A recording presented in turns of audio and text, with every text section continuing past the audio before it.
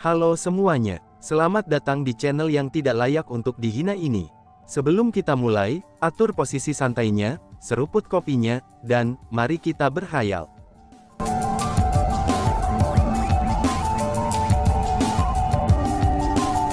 Melanjutkan cerita sebelumnya, pada saat ini, monster besar itu berlari menuju tempat ini dari kejauhan. Tidak hanya aura monster itu yang sangat mengesankan, tapi monster itu juga sangat menakutkan. Pada saat monster besar itu muncul, awan hitam melonjak, dan gelombang guntur terdengar berturut-turut. Angin kencang menyapu, dan meniup semua makhluk hidup dalam jalurnya. Mereka yang memiliki tingkat kultivasi yang lemah, bahkan jika mereka berada di kejauhan, mereka juga tersapu oleh angin itu seperti daun. Ketika mereka meraung dan menjerit, mereka tertiup begitu jauh, dan kemudian berguling-guling di tanah. Setelah diperiksa lebih dekat, kerumunan itu bahkan lebih terkejut. Sebenarnya, itu adalah naga besar yang telah tiba. Seekor naga begitu besar tak terlukiskan. Ukurannya itu terlalu besar. Sepertinya, panjangnya 10.000 meter. Itu seolah-olah barisan pegunungan berderap melewati langit. Itu adalah naga yang sangat besar sepanjang 10.000 meter. Selain itu, naga itu nampak sangat jelas dan hidup. Tanduk naga itu, sisik naga itu, cakar naga itu, perasaan naga itu, dan naga yang sangat menakutkan itu pun mengaum. Tidak ada sedikit pun yang menyerupai naga ilusi. Sebaliknya, mereka menyerupai naga sungguhan. Naga telah turun ke dunia. Itu sang Divine Beast yang legendaris. Banyak orang mulai berteriak dengan suara bergetar. Tidak, ini bukan satu-satunya naga. Coba lihat, masih ada, itu masih ada lagi. Tak lama kemudian, teriakan-teriakan yang bergetar terdengar lagi. Mendengar suara-suara itu, kerumunan berbalik untuk melihat lagi. Mereka terkejut, setelah melihat 7 kepala naga besar muncul di samping naga besar itu. Segera, 7 tubuh naga yang lebih besar muncul. 8 naga, ada total 8 naga besar. Pada saat itu, 8 naga besar itu dengan cepat terbang menuju klan Kekaisaran Semen. Tentu saja, dia benar-benar datang, seru para tetua agung. Pada saat itu, 4 tetua agung yang berada di pusat formasi, mereka mengungkapkan ekspresi keseriusan. Mereka semua tahu betul bahwa, terlepas dari apa 8 naga besar itu, mereka datang demi Chu Feng. Dugaan mereka benar. Setelah 8 naga besar semakin dekat dengan klan Kekaisaran Semen, siluet yang berdiri di atas 8 naga besar mulai muncul di hadapan orang banyak. Penampilan Chu Feng dan yang lainnya sudah jelas terlihat oleh semua orang yang hadir. Ini terutama berlaku untuk Chu Feng, yang berdiri di atas kepala naga paling depan. Dengan demikian, orang banyak bisa melihatnya dengan lirikan saja. Chu Feng, ia datang. Dia benar-benar datang, seru kerumunan. Setelah melihat Chu Feng, orang banyak terkejut dan bersemangat. Mereka merasa seolah-olah darah mereka yang panas sudah mendidih. Mereka benar-benar tidak akan pernah mengharapkan, kalau Chu Feng akan seberani ini. Bahwa dia, demi Baili Xuankong dan yang lainnya, itu akan datang untuk berperang dengan 4 klan kekaisaran besar. Namun lebih dari itu, mereka tidak akan pernah mengharapkan kalau Chu Feng membawa 8 naga besar bersamanya. Selain itu, dia akan tiba di atas naga besar.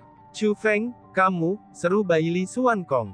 Dibandingkan dengan orang banyak, ketika Baili Xuankong dan yang lainnya dari Gunung Qianwood melihat Chu Feng, pola pikir mereka bahkan lebih rumit. Mereka sangat membenci faktanya bahwa mereka telah ditangkap, dan mereka telah menyebabkan Chu Feng masuk ke dalam perangkap ini. Namun pada saat yang sama, mereka sangat tersentuh oleh bagaimana Chu Feng bersedia dengan berani menghadapi bahaya untuk menyelamatkan mereka. Persahabatan yang ditunjukkan Chu Feng ini, itu membuat mereka merasa sangat hangat di dalam hati mereka. Leluhur, kepala akademi, tetua, sesama murid, tolong tunggu sebentar lagi.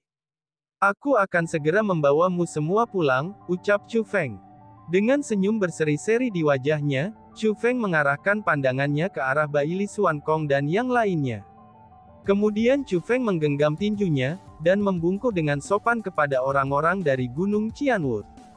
Penghormatan Chu Feng ini memiliki makna yang luar biasa.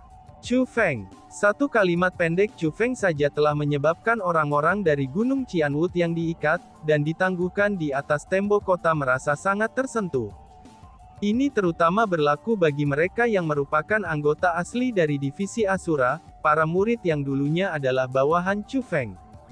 Mereka merasa sangat tersentuh oleh kata-kata Chu Feng, sehingga mereka benar-benar mulai meneteskan air mata panas. Chu Feng adalah seorang jenius yang sangat berbakat yang diberkati oleh surga. Dan padahal, mereka bukanlah siapa-siapa. Namun demikian, Chu Feng menganggap mereka sebagai saudara laki-lakinya. Demi menyelamatkan mereka, dia rela datang ke sini sambil menantang kematiannya. Dengan persahabatan ini, bahkan jika Chu Feng gagal, bahkan jika mereka mati di sini, maka semuanya akan sia-sia. Chu Feng, akhirnya kamu muncul juga. Hanya saja, aku tidak pernah berharap bahwa pengkhianat klan Simen Imperial kami akan datang untuk membantu kamu. Simen Gongfu, apakah kamu benar-benar berencana untuk membunuh orang-orang klan kekaisaran Simen kami demi Chu Feng itu? Ucap kepala klan Simen ambil memandang ke Yin Gongfu. Ketua klan Simen, aku pikir kamu salah. Nama aku adalah Yin Gongfu. Aku sama sekali tidak berhubungan dengan klan Imperial Simen kamu. Adapun teman kecil Chu Feng, dia adalah teman aku. Bagi kamu untuk menjadi musuhnya, itu berarti kamu juga musuh aku, Yin Gongfu. Agar klan Simen Imperial kamu ingin membunuh teman kecil Chu Feng, lalu apa salahnya bagiku untuk membunuh orang-orang klan Imperial Simenmu? Yin Gongfu berkata dengan suara nyaring. Kamu, mendengar kata-kata itu, kepala klan Simen Imperial Klan dan tetua menjadi sangat marah. Tidak peduli apa, Yin Gongfu adalah seseorang dari klan kekaisaran Simen mereka. Namun sekarang, dia benar-benar mengucapkan kata-kata seperti itu.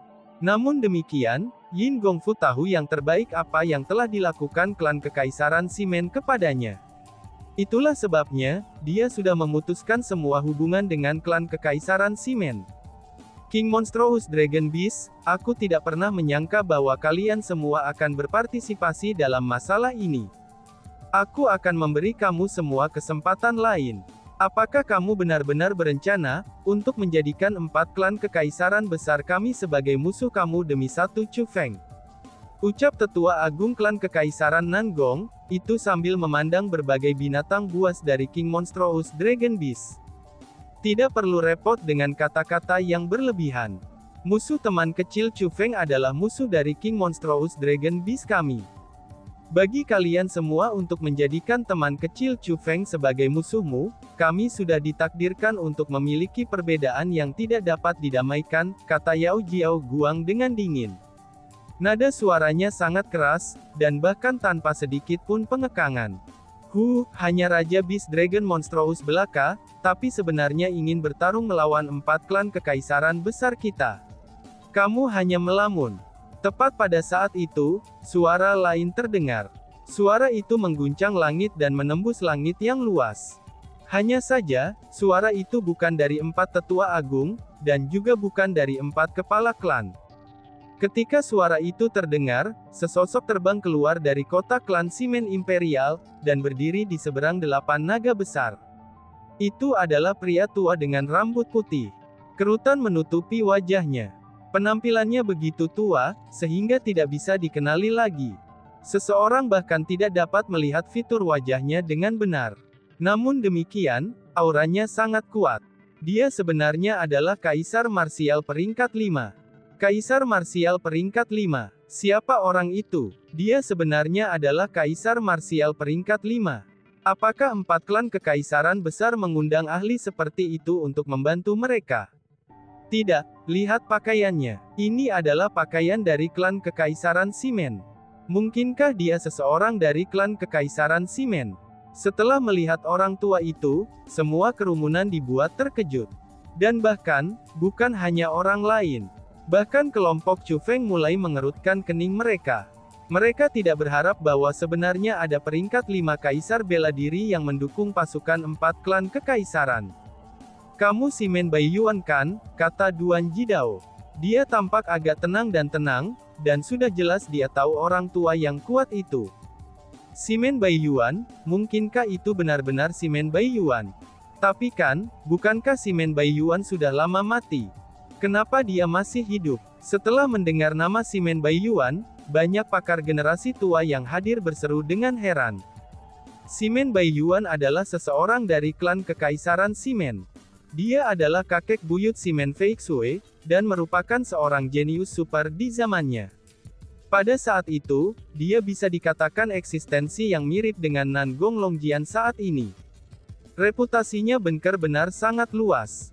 Hanya saja, Simon Baiyuan lahir tidak lama setelah menghilangnya Kaisar Qing. Sejak saat itu hingga sekarang, usianya hampir mendekati 10.000 tahun. Seharusnya mustahil bagi seseorang seperti dia untuk tetap hidup. Karena bagaimanapun juga, manusia bukanlah binatang buas. Masa hidup mereka tidak selama itu. Faktanya, Simon Baiyuan sudah menghilang 1000 tahun yang lalu, dan tidak pernah muncul di tanah suci bela diri sejak saat itu. Maka dari itu, banyak orang mengira bahwa dia telah mati. Dengan demikian, mereka benar-benar tidak pernah berharap agar ahli super ini tetap hidup. Sementara untuk para pengamat, ini adalah sesuatu yang tidak bisa dipercaya. Karena bagaimanapun juga untuk Chu Feng dan yang lainnya, ini adalah berita yang sangat buruk. Kamu benar-benar berhasil mengenaliku. Itu benar-benar luar biasa. Kalau begitu, tolong beritahu aku siapa kamu. Simon Baiyuan tersenyum dingin, dan dia mengkonfirmasi identitasnya. Tentu saja aku mengenalimu. Tidak hanya itu saja, aku juga ingat bagaimana kamu bersujud dan memohon pengampunan, itu setelah semua gigi depan kamu patah dan hancur berantakan, ketika berada di sisa-sisa era kuno lereng Grand, kata Duan Jidao dengan senyum ringan. Apa? Gigi depan Simon Baiyuan hancur oleh seseorang. Selain itu, ia bahkan bersujud dan memohon pengampunan. Seru kerumunan. Kerumunan orang merasa sangat tidak percaya, itu ketika mereka mendengar kata-kata itu. Karena bagaimanapun, Simon Baiyuan adalah seseorang dengan status yang luar biasa. Omongan gila dan tidak berdasar apa yang kamu bicarakan. Kamu hanya memfitnah reputasi aku. Siapa kamu sebenarnya, sehingga kamu berani memfitnah aku seperti itu? Teriak Simon Baiyuan dengan sangat marah, dan matanya menjadi merah darah. Alasan untuk itu adalah, karena dia tahu betul bahwa apa yang dikatakan Duan Jidao adalah nyata. Kamu benar-benar tidak mengenaliku, balas Duan Jidao sambil tersenyum lagi. Ketika dia berbicara, dia menyingkirkan rambut putih yang menutupi wajahnya. Siapa kamu? Tanya Simon Baiyuan sambil memeriksa Duan Jidao dengan hati-hati, tetapi tidak dapat mengenalinya. Aku adalah orang yang membuat kamu mencari gigi kamu di lantai, lalu akulah orang yang membuat kamu kau tahu dan memohon pengampunan agar bisa bertahan hidup, kata Duan Jidao. Duan Jidao, kamu mengatakan bahwa kamu adalah Duan Jidao. Tidak mungkin, ini tidak mungkin, ucap Simon Baiyuan sambil menggelengkan kepalanya berulang kali. Namun kata-katanya juga secara tidak langsung mengakui faktanya, bahwa dia memang telah dipukuli oleh Duan Jidao, dan akhirnya memohon pengampunan kepadanya. Duan Jidao, seru kerumunan. Mendengar nama Duan Jidao, hati orang banyak mulai terkejut. Mereka semua mengalihkan pandangan mereka ke arah Duan Jidao, dan bahkan tatapan mereka semua berkedip-kedip. Alasan untuk itu adalah, karena Duan Jidao jauh lebih terkenal daripada Simon Baiyuan. Karena bagaimanapun, dia adalah eksistensi yang bahkan ditakuti oleh 3 istana saat itu. Dia adalah ahli super yang hampir menjadi manusia terkuat. Itulah aku, ucap Duan Jidao. Ketika Duan Jidao mengatakan kata-kata itu, dia tiba-tiba mengeluarkan tombak emas. Ketika tombak emasnya muncul, langit dan bumi segera bergetar hebat. Getaran itu menyebabkan orang-orang yang hadir tidak bisa berdiri tegak. Banyak dari mereka kehilangan keseimbangan, dan akhirnya berguling dan merangkak. Beberapa bahkan kehilangan kemampuan mereka untuk terbang, dan kemudian jatuh ke tanah.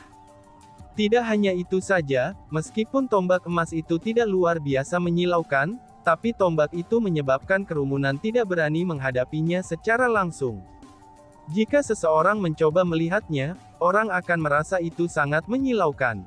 Seolah-olah melihat sekilas pada tombak emas itu saja, itu akan membutakan penglihatan mereka.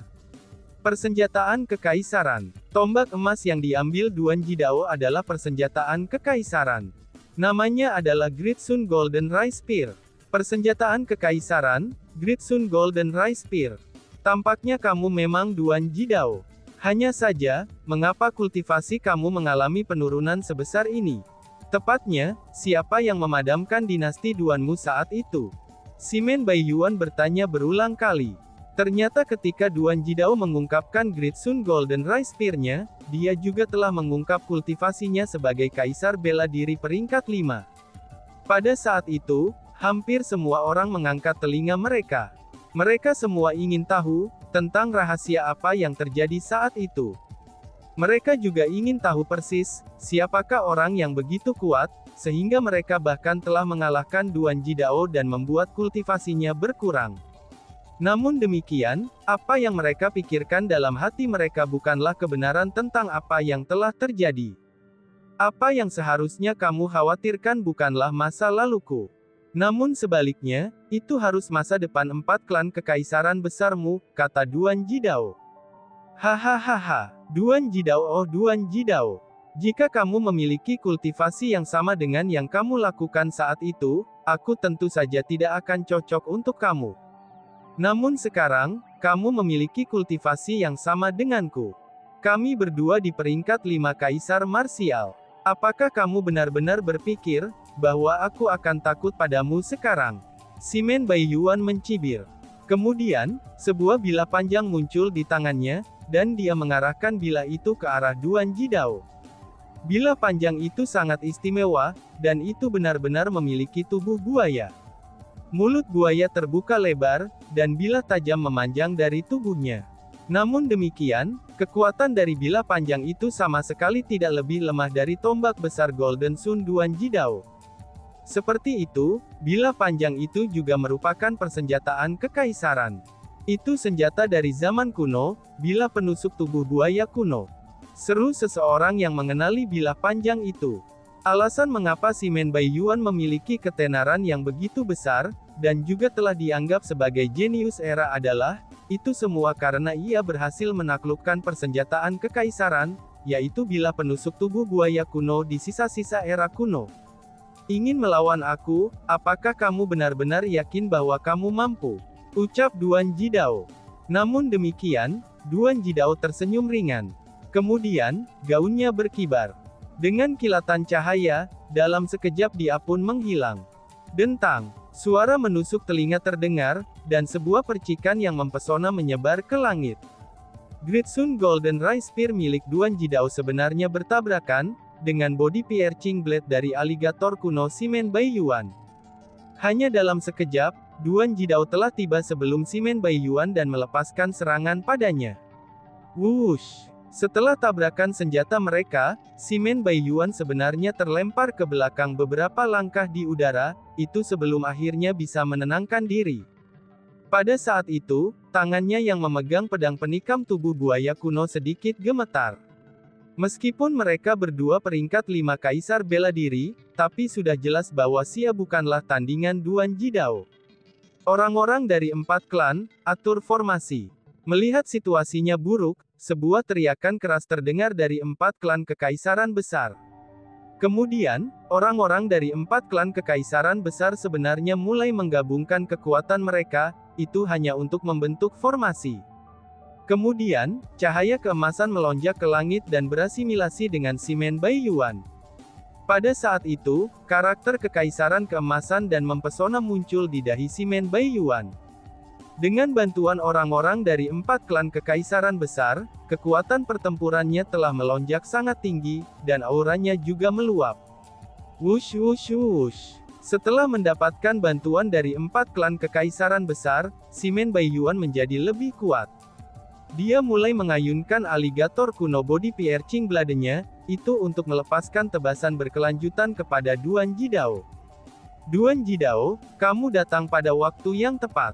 Garis keturunan Kaisar Huang akan menjadi milik 4 klan kekaisaran besar kita, ucap Baiyuan. Ketika Sima Baiyuan menyerang Duan Jidao, dia mulai mengancamnya dengan ganas. Itu dapat dilihat bahwa ia memiliki kebencian yang meluap untuk Duan Jidao. Sepertinya kamu sudah tahu, bahwa kekuatan garis keturunan aku berasal dari warisan Kaisar Emperor Huang, balas Duan Jidao. Ketika Duan Jidao memblokir serangan terus-menerus Sima Baiyuan, matanya mulai menyipit. Tombak sinar matahari emas agungmu ini, itu adalah milik Kaisar Huang. Berbagai teknik yang kamu pegang, itu juga merupakan teknik Kaisar Huang. Dan kamu dilahirkan untuk klan kerajaan. Namun demikian, kamu memiliki garis keturunan imperial yang murni. Jika kamu belum memperoleh garis keturunan Kaisar Huang, bagaimana mungkin itu bisa terjadi? Apakah kamu benar-benar berpikir, bahwa orang-orang di dunia ini semuanya bodoh? Sima Baiyuan berkata dengan dingin. Kata-katanya ini penuh dengan ejekan dan hinaan. Jadi, bagaimana jika kamu tahu? Aku mungkin juga memberitahu kamu ini. Memang benar, aku mendapatkan seluruh warisan Lord Emperor Huang. Tidak hanya aku mendapatkan persenjataan kekaisaran dan tekniknya, tapi aku juga mendapatkan kekuatan garis keturunannya. Petik 2. Hanya saja, kekuatan garis keturunan ini bukan milik 4 klan kekaisaran besarmu. 4 klan kekaisaran besarmu juga tidak memiliki nasib untuk mendapatkan kekuatan ini. Maka hari ini, aku akan memadamkan 4 klan kekaisaran besarmu, ucap Duan Jidao. Setelah Duan Jidao mengatakan kata-kata itu, dia tiba-tiba menembakkan sebuah ledakan ke arah Sima Baiyuan. Pada saat yang sama matanya menyala, dan kemudian 100 gerbang roh dunia muncul di belakangnya secara berurutan. Wush wush wush. Setelah itu, tokoh-tokoh besar terbang keluar dari gerbang roh dunia itu. Dalam sekejap, lebih dari 1000 roh dunia berdiri dalam barisan teratur di belakang Duan Jidao. Semua roh dunia itu berasal dari dunia roh peri. Masing-masing dari mereka memancarkan cahaya yang berkedip-kedip, dan juga mengeluarkan udara yang luar biasa. Selain itu, mereka semua adalah ahli di ranah kaisar bela diri. Yang terlemah di antara mereka adalah peringkat 2 kaisar marsial. Adapun yang terkuat, mereka berada di peringkat 4 kaisar marsial. Oh surga, ini, seru kerumunan. Melihat lebih dari 1000 roh dunia yang berdiri di belakang Duan Jidao, jangankan orang-orang dari 4 klan kekaisaran besar dan para pengamat, bahkan para raja naga monster binatang juga tercengang. Lebih dari 1000 roh dunia dengan kultivasi kaisar bela diri. Yang terlemah di antara mereka adalah peringkat 2 kaisar marsial, dan banyak dari mereka adalah peringkat 4 kaisar marsial. Ini benar-benar terlalu menakutkan, seru kerumunan. Pemandangan seperti itu sudah melampaui jangkauan pemahaman orang awam, tentang seperti apa pertempuran antara dua pasukan itu. Pertempuran semacam itu sama sekali tidak pada tingkat yang bisa melibatkan orang biasa. Ini adalah pertempuran yang hanya bisa diikuti oleh para ahli super. Dan tiba-tiba saja bersambung. Sekian dan terima kasih banyak. Bye-bye.